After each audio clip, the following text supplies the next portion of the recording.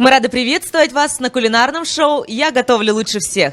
У нас осталось 3 участников, которые борются за звание лучшего кулинара-любителя Якутии и за главный приз 100 тысяч рублей. Сегодня мы находимся на кухне развлекательного центра «Мандарин», и шеф-повар сегодня озвучит очередное задание нашим участникам. Татьяна Березова, специалист по рекламе. У Татьяны очень много любимых блюд. Главное, чтобы было приготовлено с душой. Не любит сидеть без дела. Анна Агатоева, студентка, будущий ландшафтный дизайнер. Среди своих любимых блюд выделяет курицу в соусе терияки. Не любит изюм и рыбу. А главный приз потратит на приобретение духового шкафа и ноутбука. Артем Винокуров, специалист по рекламе. Обожает мамин борщ и не любит вареный лук. Главный приз конкурса хотел бы потратить на открытие своего дела или обучение в кулинарной школе.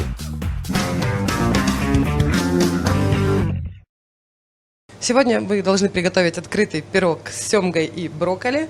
Мы вам представили продукты: муку, яйца, масло сливочное, семгу, брокколи, тертый сыр грюйер и жирные сливки 35%.